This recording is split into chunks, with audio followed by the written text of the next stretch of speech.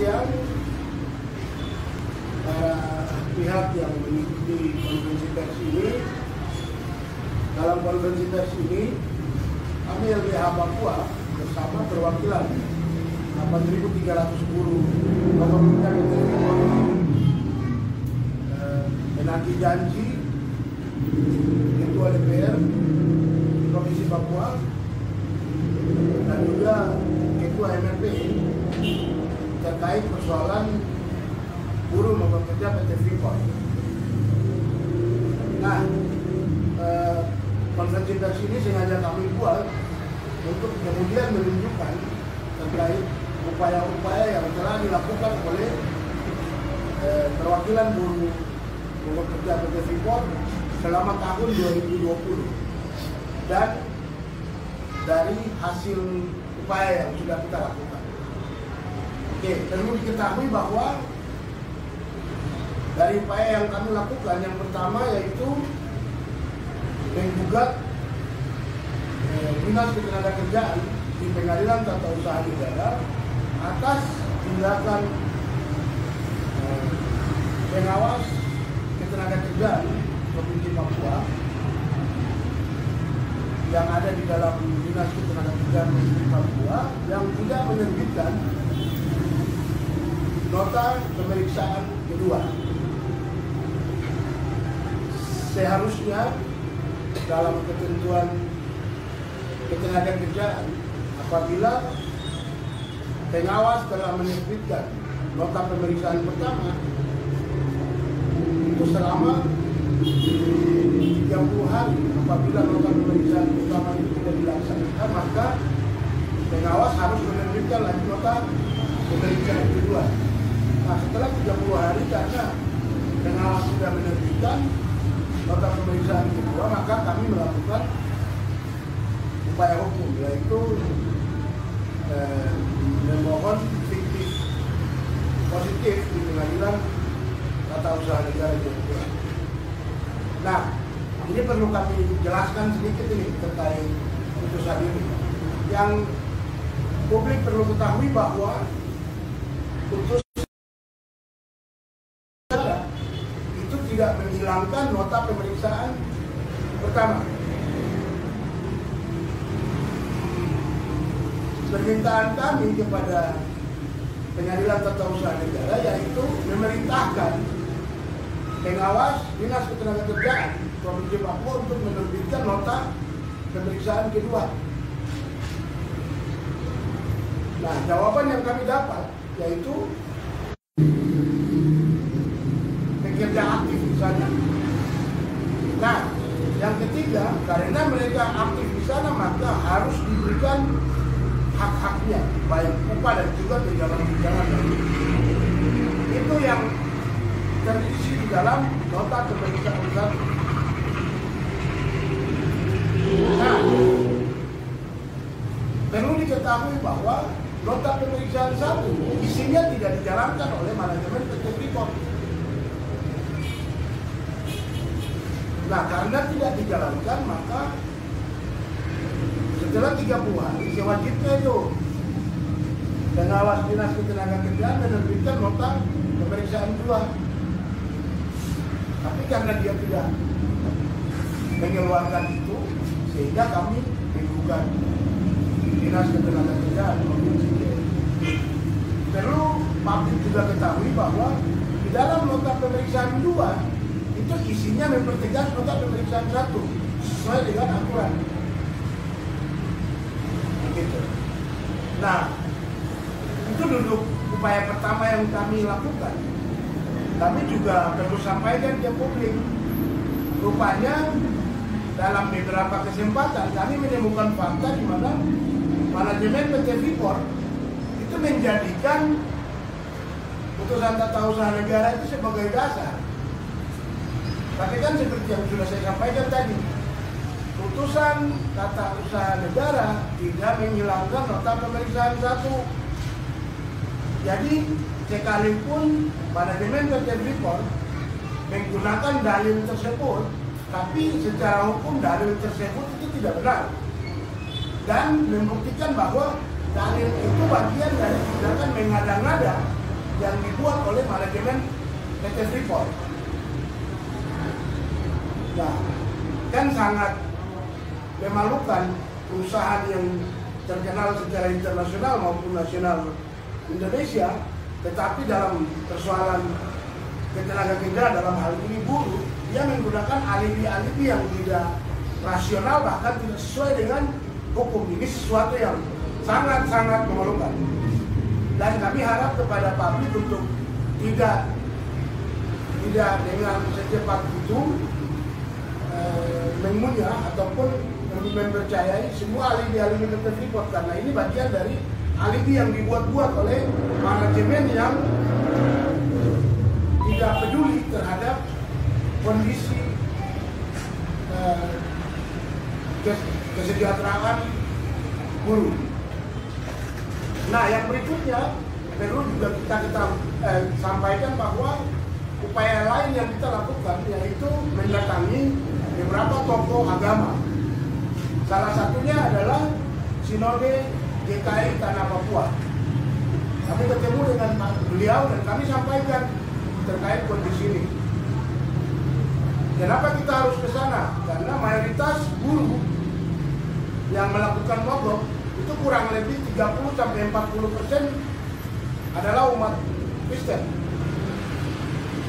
Dan dalam aktivitas mereka, baik waktu mereka aktif kerja maupun setelah aktif kerja, mereka adalah penyumbang derma terbesar kepada gereja. Dan tidak bisa nih kalau seandainya gereja yang adalah gembala dari domba-domba ini membiarkan domba-dombanya berjalan sendiri di atas kenyataan persoalan ekonomi dari buruh yang sudah tidak tentu akibat tindakan manajemen PT Freeport. Dan pada saat kami ketemu dengan Sinode, kami juga mendapatkan beberapa janji-janji yang beliau sampaikan. Salah satunya ya beliau akan memfasilitasi kami bertemu dengan Presiden dan juga Menteri terkait. Itu yang beliau sampaikan pada saat kami bertemu dengan Ketua Sinode di kantor. Dan Ketua, janji itu seperti janji tinggal janji yang tidak terrealisasi. Yang berikutnya, kami juga sudah mengadukan persoalan pelanggaran hak hidup yang dialami oleh 72 buruh PT Freeport yang meninggal akibat tidak mampu membayar biaya kesehatan kepada kesehatan. Di mana pengaduan ini kami laporkan kepada Komnas HAM RI Perwakilan Papua.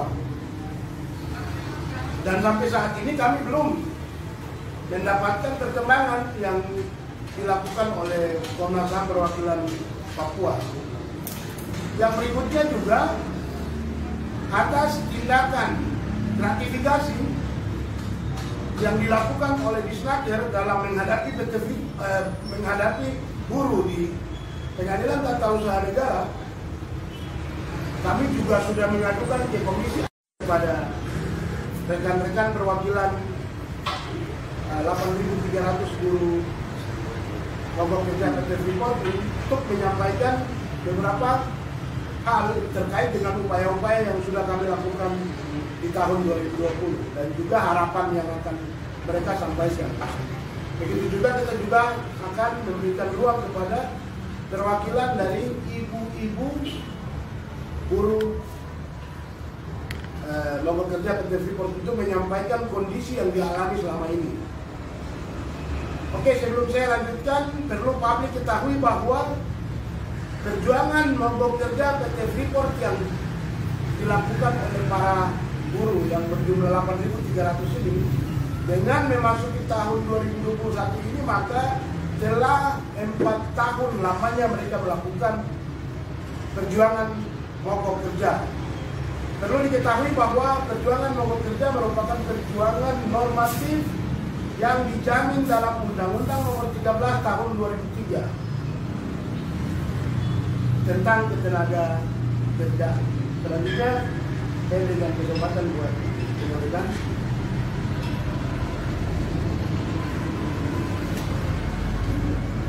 Baik, terima kasih. Pertama-tama saya mewakili rekan-rekan pekerja pokok kerja PT Freeport Indonesia mengucapkan banyak terima kasih kepada Direktur LBH Papua, Pak Manuel Bubai beserta jajaran, di mana telah menemani kami beberapa saat ini untuk menangani permasalahan pokok yang kami alami. Baik, pertama tadi sudah cukup dijelaskan oleh Bang Edo, mungkin sedikit saya menambahkan terkait dengan pertemuan tanggal 3 September 2020 dengan Majelis Rakyat Papua, di mana tim pansus yang diketuai oleh Bapak Luis Madai di Hotel F-Home Premier Apipura. Di situ MRP telah menyatakan sikap bahwa akan menindaklanjuti permasalahan kita dan akan membawa kita untuk bertemu dengan gubernur dan sebagainya, namun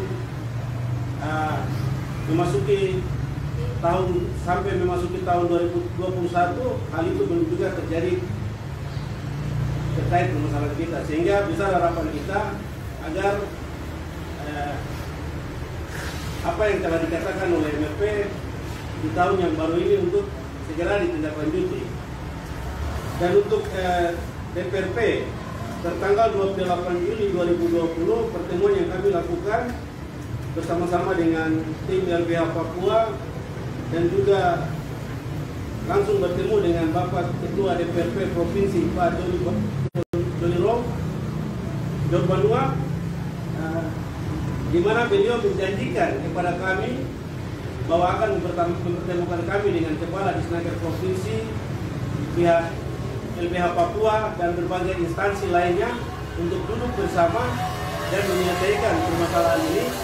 Namun sampai saat ini juga hal ini belum terrealisasi dengan baik, sehingga besar harapan kami agar Ketua DPRP segera menindaklanjuti hal ini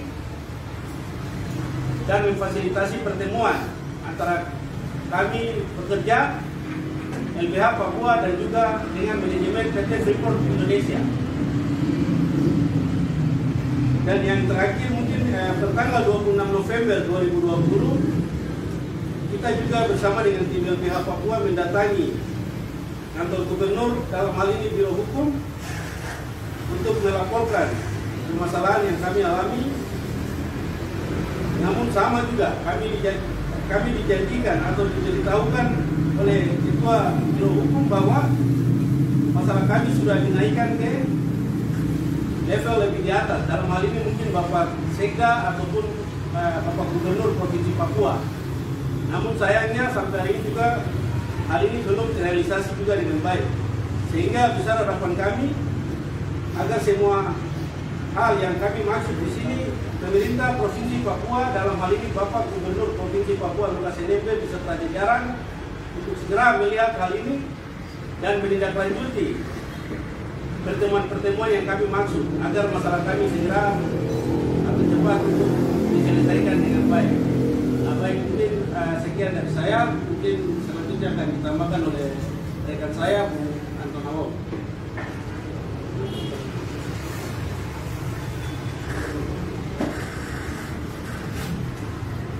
Baik, terima kasih. Saya Anton Awong.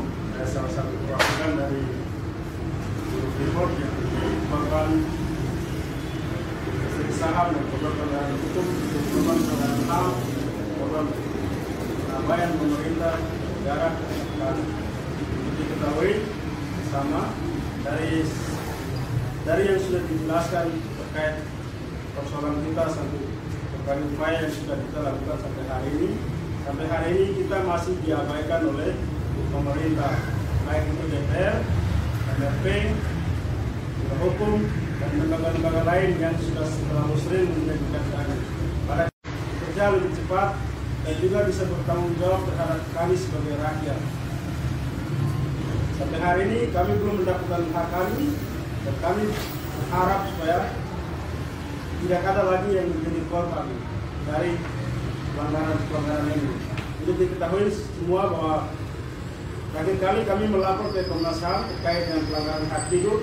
Di situ kami melaporkan terkait 72. Siapa yang mau menolong kami?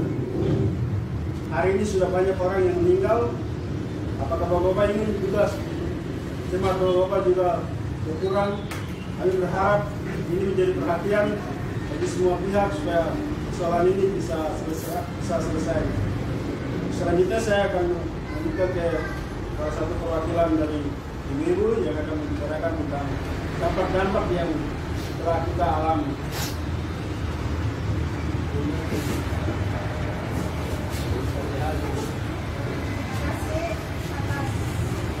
Kesempatan yang diberikan kepada saya berpikir. Saya adalah salah satu dari istri guru nomor 3 Freeport. Saya memiliki 4 orang anak.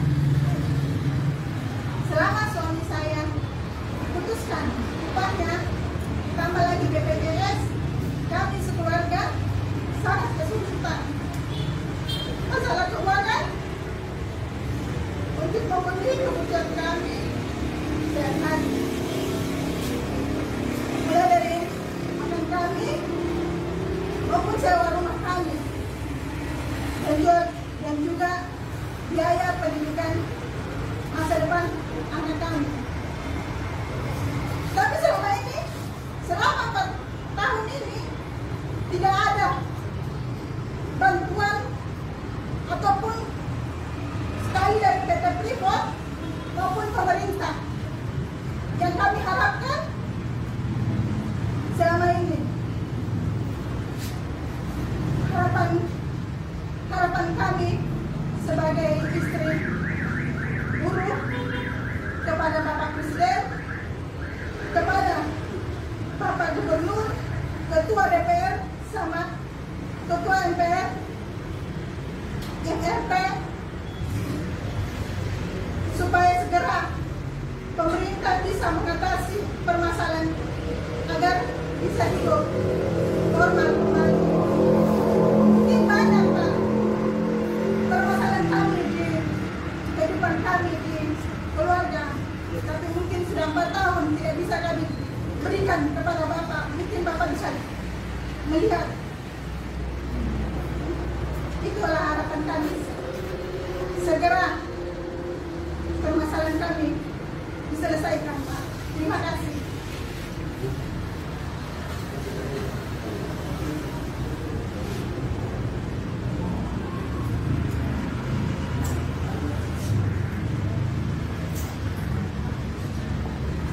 Baik, terima kasih waktu dan kesempatan. Saya Pak SKB, salah satu perwakilan dari yang nomor 3 yang menurut pihak Freeport kami menyatakan tidak ada berpihak karena belum ada keputusan resmi dari pengadilan manapun bahwa kami adalah karyawan negara. Saya sedikit menyinggung masalah hubungan kami di kantor Sinode DKI. Kami sudah datangi beberapa kali ke kantor Sinode, namun sampai saat ini belum ada progres yang sedikit signifikan untuk boleh kami rasakan bahwa ada peduli daripada Sinode sendiri. Oleh sebab itu, pada kesempatan ini kami datang menyaksikan hati sekaligus kami mengingatkan kepada bapak-bapak, gembala, pendeta-pendeta yang ada di Sinode supaya bisa dapat menindaklanjuti setiap laporan yang telah kami sampaikan. Kami tidak hanya datang kepada bawahan, tapi sampai kepada ketua Sinode sendiri. Kami mengutip salah satu firman yang mungkin menjadi dasar kita bisa peduli akan permasalahan ini, yaitu bagaimana seorang Samaria bisa peduli terhadap korban sehingga dia menolong korban itu. Mungkin secara detailnya bapak-bapak yang bisa firman ini bisa bagiannya ada menindaklanjuti persoalan yang kami sudah sampaikan kepada bapak-bapak. Dengan penuh harapan kami, beberapa hari lagi ke depan, 3 hari lagi, kita akan merayakan hari masuknya ini di tanah Papua 5 Februari. Mohon sebelum kita masuk ke sana, banyak persoalan mungkin yang masuk ke media bapak-bapak, dan salah satunya adalah persoalan kami mau bekerja. mohon supaya Bapak-Bapak bisa melihat kembali, mengangkat masalah ini kembali dan dapat menyelesaikan sesuai dengan kewenangan jalur yang Bapak-Bapak. Demikian dapat kami sampaikan, kami adalah umat dari apa yang Bapak gembalakan. Kami selama ini berkontribusi, mungkin secara langsung Bapak tidak melihat, tetapi kami juga mengisikan sebagian dari penghasilan kami sebagai bentuk rasa peduli kami, sebagai ucapan untuk kami kepada Tuhan. Oleh sebab itu, kami yakin dan percaya ketika Bapak di sana, Tuhan telah menempatkan Bapak di sana untuk melihat umat yang sedang menyediakan hati nurani. Demikian yang bisa kami sampaikan. Mungkin lewat siaran ini Bapak-Bapak bisa segera hati untuk segera membantu menyelesaikan persoalan ini. Tuhan Yesus memberkati kita semua.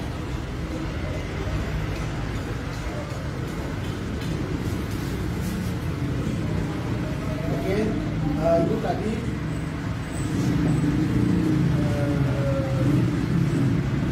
beberapa hal terkait apa yang sudah dilakukan oleh perwakilan pemerintah Freeport di Pura Siku dalam tahun 2020. Intinya dari semua pihak yang telah ditemui itu sudah punya janji yang disampaikan, dan janji-janji tersebut itu bukan janji politik ya, tapi janji sesuai dengan tupoksi mereka masing-masing. Sebagai contoh, di DPRP ya, kita semua tahu bahwa DPR memiliki fungsi pengawasan tentang kinerja dari Dinas Ketenagakerjaan. Di sisi yang lain, DPR juga adalah perwakilan dari rakyat, buruh. PT Freeport yang melakukan mogok ini juga rakyat yang pada kesempatan pemilihan lalu sempat memilih berapa anggota-anggota itu sebagai perwakilan mereka di DPR. Dengan demikian, janji yang disampaikan oleh Ketua DPR itu kan bagian dari tugasnya. Maka itu ya, kami minta tolong agar direalisasi tugasnya terkait fungsi pengawasan itu. Baik pengawasan terhadap Disnaker, juga pengawasan terhadap pemberi pekerja dalam hal ini PT Freeport, dan juga pengawasan terkait pemenuhan hak upah dan juga ketenagakerjaan bagi para buruh ini.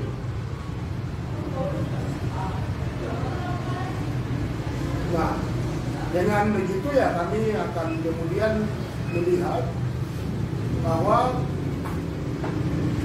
DPRP tidak berpolitik dalam melihat nasib 8.300 buruh Freeport ini, namun betul-betul menunjukkan fungsinya sesuai dengan tugas dan tugas pokok. Begitu juga bagi Ketua MRP. Ini kan sudah buat pertemuan di at home. Kita tahu untuk gunakan at home itu kan butuh uang. Janganlah jadikan persoalan klien kami 8.300 mogok kerja ini untuk bantahan politik atau bantahan untuk kepentingan yang habis-habiskan uang. Mereka ini punya anak istri, mereka juga manusia punya kebutuhan makan hidup. Kalau kita tidak kemudian merealisasikan itu, ya sama saja kita menghendaki terlanggar juga hak-hak mereka, hak atas kesejahteraan, hak atas pekerjaan, dan juga hak atas upah. Dengan begitu ya Kami harap tidak kemudian hanya mengobrol janji, tapi juga bisa lebih nyata, yaitu menindaklanjuti hasil pertemuan di ad hoc itu. Begitu juga bagi Gubernur Provinsi Papua dan juga Biro Hukum, itu ada surat itu dari Komisi ASN terkait tindakan yang tidak profesional yang dilakukan oleh Kepala Dinas Ketenagakerjaan, mana beliau menyewa pengacara dari luar Biro Hukum, dan itu menggunakan dana negara. Ini kan kerja-kerja yang kurang baik. Kalau kerja-kerja yang kurang baik, yang jelas-jelas melanggar asas umum pemerintahan yang baik masih dipelihara di dalam sistem pemerintahan, maka kami akan sangat meragukan nasib para buruh di perusahaan lainnya. Karena dalam fakta nasib 8.300 buruh ini saja seperti itu prakteknya. Untuk itu, kepada Gubernur Provinsi Papua bisa mengambil tindakan tegas, dan juga bagi Gubernur Provinsi Papua ya kami juga mau sampaikan bahwa surat yang Bapak kirimkan ke PT Freeport di tahun 2018 itu sampai saat ini belum diindahkan oleh PT Freeport. Itu artinya Bapak tidak dihargai dong sama PT Freeport Indonesia. Padahal perusahaan ini bergerak dan kemudian melakukan eksploitasi sumber daya alam serta pengisapan buruh itu di wilayah pemerintah Provinsi Papua. Semestinya kan tidak hanya surat di tahun 2019 itu saja yang Bapak berdiri. Kalau bisa ya kirimkan juga surat terbaru. Begitu.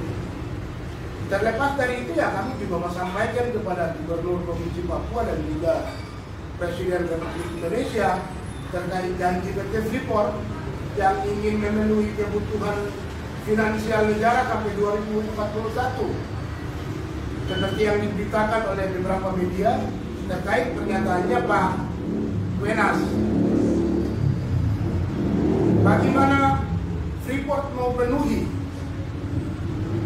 kebutuhan finansial negara kalau di depan mata 8.300 dia tidak mampu penuhi hak-haknya, dan itu sudah 4 tahun namanya. Ini kan bagian dari obral janji kepada pihak lain, tapi tidak sadar selama 4 tahun belum pernah memberikan upah buruh. Saya mau kasih tahu ya, kalau 8.300 itu buruh yang kemudian mengalami nasib itu, maka kita tinggal kalikan 3. 1 istrinya, 2 anaknya. Jadi bisa lebih, bukan hanya 8.300 nasib HAM yang akan dilanggar, tapi bisa jadi sekitar puluhan ribu, karena ada istri-istrinya, 2 anaknya, itu akan terlanggar. Dan bukan hanya akan terlanggar, tapi sudah terlanggar sejak tahun 2017, 2018, 2019, 2020, dan saat ini masuk 2021. Ya, kita semua ketahui bersama bahwa tindakan mengabaikan oleh negara yang memiliki tugas untuk perlindungan, penghormatan, kemajuan dan juga penegakan HAM terhadap warga negara itu masuk dalam kategori pelanggaran HAM. Dengan demikian ya kami bisa simpulkan 4 tahun sudah diabaikan nasib 8.300 ini, itu jelas-jelas menunjukkan bahwa secara struktural mulai dari Presiden, Gubernur, DPR, MRP, dan juga Bupati secara sistematik dan juga struktural telah melakukan pelanggaran hak-hak 8.300 buruh Freeport dan juga keluarganya. Untuk itu, kami minta untuk tidak menerima iming-iming manajemen PT Freeport yang katanya akan memberikan keuangan sampai tahun 2041 itu. Jangan terlena dengan itu. Kami minta untuk tegaskan kepada si manajemen PT Freeport, si Wenas itu, untuk bayar dulu upah buruh, terima dulu 8.300 buruh, atau lebih tegas yaitu jalankan dulu nota pemeriksaan 1 yang dikeluarkan oleh pengawas Dinas Ketenagakerjaan Provinsi Papua. Kalau itu tidak dijalankan, kemudian bicara yang lain, wah ini kan menyembunyikan fakta. Dan saya harap supaya pemerintah tidak terpengaruh dengan itu. Kita mohon supaya jangan lihat pulau yang jauh sana, tapi lihat semut yang ada di depan jembatan. Jadi Freeport itu buruh Freeport itu seperti semut yang ada di depan biji mata PT Freeport. Tapi dia berusaha ke jauh sana nih, ke negara di Jakarta sana. Sampaikan kalau dia akan memberikan uang sampai tahun 2041. Padahal masalah 8.300 buruh yang ada di depan biji mata itu dia tidak penuhi.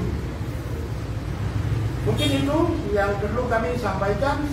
Terakhir sebelum saya tutup, kepada Gubernur Provinsi Papua, kepada Ketua DPR Provinsi Papua, kepada Ketua MRP, kepada